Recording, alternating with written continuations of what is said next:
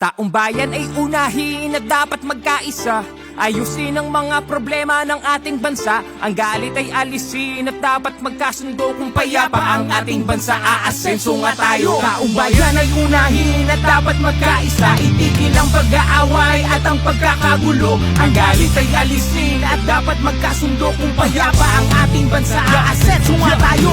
Ang kahirapan sa bansa ay lumulubha pa. Kailangang harapin ang marami nating problema. Maraming nagugutom sa Maynila at probinsya at maraming trabahante, di sapat ang kinikita. Pamilyang hindi sapat ang pagkain sa mesa. Kapag sila'y nagkasakit, wala rin pampa-ospital. Kabuhayang hinampas ang matinding kalamidad at tumataas ang antas ng kriminalidad. Hindi mabuting panoorin na puro na lang kampihan. Kaliwat ka ng batikos, kabi-kabilang alitan ng dapat asikasuhin. At kailangang malunasan ng mga problemang nagpapahirap sa ating bayan. Sa ating ang panahon, pagkakaisa ang solusyon.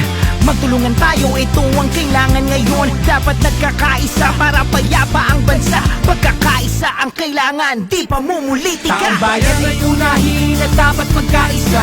Ayusin ang mga problema ng ating bansa. Ang galit ay alisin at dapat magkasundo. Kung payapa ang ating bansa, aasenso nga tayo. Taong bayan ay unahin at dapat magkaisa. Itigil ang pag-aaway at ang pagkakagulo. Ang galit ay alisin at dapat magkasundo. Kung payapa ang ating bansa, aasenso nga tayo. Sana po ay pansinin itong aming sinasabi. Kapayapaan, ito ang nais namin na mangyari. Dahil problema ng bayan ay napakarami. Itigil ang bangayan at pagkakabahagi. Ang bansa ay payapa Kapag hindi bahabahagi. ang bansa ay masaya. Kapag walang kampi-kampi. Ang bansa ay uunlad. Kapag hindi kanya-kanya. Pagkakaisa, ito ang dapat nating magawa. Panahon na para harapin mga problema ng bansa. Sa pagbabangayan ng bayan ang nagdurusa. Nauubos lang ang oras na hindi mahalaga. Ang bigyan ng panahon, kinabukasan ng bansa. Panahon na para harapin mga problema ng bansa. At magkaisang lahat, mga inihalang madawag ng ubusin ng oras